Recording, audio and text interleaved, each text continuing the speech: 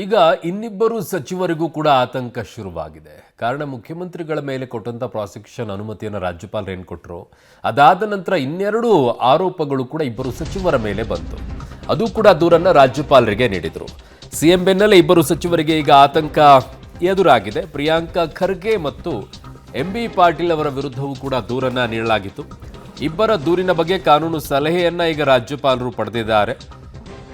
ಕೆಐಎಡಿಬಿಯಿಂದ ಖರ್ಗೆ ಕುಟುಂಬದ ಟ್ರಸ್ಟ್ಗೆ 5 ಎಕರೆ ಜಾಗವನ್ನು ನೀಡಿದ್ದಾರೆ. 39 ಫಲಾನುಭವಿಗಳಿಗೆ ಕೆಐಎಡಿಬಿ ಭೂಮಿ ಹಂಚಿಕೆ ಕೇಸ್ನಲ್ಲಿ ಎಂಬಿ ಪಾಟೀಲ್ ಅವರು ಕೂಡ ಇದ್ದಾರೆ. ಸೊ ಎರಡು ವಿಚಾರದಲ್ಲಿ ಪ್ರಾಸಿಕ್ಯೂಷನ್ ಅನುಮತಿಯನ್ನ ಕೇಳಲಾಗಿದೆ. ಹಾಗಾಗಿನೇ ಇಬ್ಬರು ಸಚಿವರಿಗೆ ಈಗ ಒಂದು ಆತಂಕ ಹುಟ್ಟಿಕೊಂಡಿದೆ. ಈ ಪ್ರಕರಣದಲ್ಲಿ ಏನಾಗ್ಬಿಡುತ್ತೋ ಅಂತ ಹೇಳಿ ಮುಖ್ಯಮಂತ್ರಿಗಳ ವಿಚಾರದಲ್ಲಿ ಕೊಟ್ಟಂತ ಪ್ರಾಸಿಕ್ಯೂಷನ್ನಲ್ಲೇನೆ ಈಗ ಅನುಮತಿಯನ್ನ ತನಿಖೆ ಕೊಟ್ಟಾಗಿದೆ. ನಮ್ಮ ಪ್ರಕರಣದಲ್ಲಿ ಏನಾಗುತ್ತೆ ಅನ್ನುವಂಥ ಒಂದು ಸಹಜವಾದಂಥ ಒಂದು ಆತಂಕ ಸಚಿವರಲ್ಲಿ ಮನೆ ಮಾಡಿರುತ್ತೆ.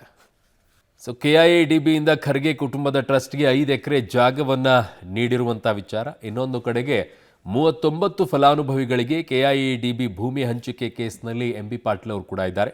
ಸೊ ಎರಡೂ ವಿಚಾರಗಳಲ್ಲಿ ಕೂಡ ಪ್ರಾಸಿಕ್ಯೂಷನ್ ಅನುಮತಿಯನ್ನು ಕೇಳಲಾಗಿದೆ.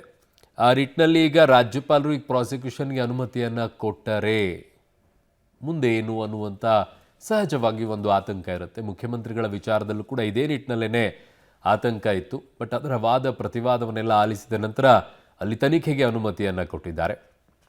ಇಲ್ಲೂ ಕೂಡ ಇವರಿಬ್ಬರ ವಿಚಾರದಲ್ಲಿ ಏನಾಗುತ್ತೆ ಅನ್ನುವಂಥ ಒಂದು ಪ್ರಶ್ನೆ ಅವರನ್ನು ಕೂಡ ಕಾಡ್ತಾ ಇರುತ್ತೆ. ಆತಂಕ ಇನ್ನುಳಿದಂತೆ ಏನು ಮಾಡಬಹುದು ಅನ್ನುವಂಥ ಲೆಕ್ಕಾಚಾರ ಈಗಿನಿಂದಲೇ ಶುರುವಾಗಿರುತ್ತೆ. ನನ್ನ ಪೊಲಿಟಿಕಲ್ ಬ್ಯೂರೋಯಿಂದ ನನ್ನ ಸಹೋದ್ಯೋಗಿ ಸುಖೇಶ್ ನನ್ನ ಸಂಪರ್ಕಕ್ಕೆ ಸಿಗ್ತಾ ಇದ್ದಾರೆ. ಸುಖೇಶ್, ಸಹಜವಾಗಿ ಮುಖ್ಯಮಂತ್ರಿಗಳ ಮೇಲೆ ಬಂದಂತಹ ದೂರು ವಿಚಾರದಲ್ಲೂ ಕೂಡ ಆಗಲೂ ಆತಂಕ ಇತ್ತು ಪ್ರಾಸಿಕ್ಯೂಷನ್ ವಿಚಾರದ ಬಗ್ಗೆ.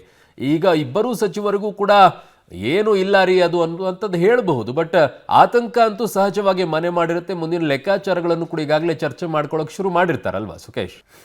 ಇಬ್ಬರು ಸಚಿವರ ವಿಚಾರದಲ್ಲಿ ಬಂದಂತ ದೂರಿಗೆ ಸಂಬಂಧಪಟ್ಟಂತೆ ರಾಜ್ಯಪಾಲರು ಈಗಾಗಲೇ ಕಾನೂನು ಸಲಹೆಯನ್ನ ಪಡೆದಿದ್ದಾರೆ ಅನ್ನುವಂಥದ್ದು. ಏನು ಇದರ ಸಾಧ್ಯತೆಗಳೇನು, ಅಥವಾ ಏನು ನಡೆದಿದೆ, ಇಲ್ಲಿ ಕೊಟ್ಟಿರುವ ದೂರಿಗೂ ಅಥವಾ ಕಾನೂನಾತ್ಮಕವಾಗಿ ಆಗಿರುವಂಥ ವ್ಯತ್ಯಾಸಗಳೇನು, ಏನಾದರೂ ಇದೆಯಾ ಅನ್ನೋದ್ರ ಬಗ್ಗೆ ಒಂದಷ್ಟು ಮಾಹಿತಿಯನ್ನು ಸಂಗ್ರಹಿಸ್ತಾರೆ. ಸಹಜವಾಗಿ ಈ ಮಾಹಿತಿ ಸಂಗ್ರಹಣೆ ಮತ್ತು ಸಿಎಂ ಅವರ ಪ್ರಾಸಿಕ್ಯೂಷನ್ ಅನುಮತಿಯ ಕೋರ್ಟ್ನ ಒಂದು ಬೆಳವಣಿಗೆಯ ನಂತರದಲ್ಲಿ ರಾಜ್ಯಪಾಲರು ಮತ್ತಷ್ಟು ಚುರುಕಾಗ್ತಾರೆ ಅನ್ನುವಂಥ ಒಂದು ಲೆಕ್ಕಾಚಾರ ಕೂಡ ಕಾಂಗ್ರೆಸ್ ಪಾಳೆಯದಲ್ಲಿದೆ.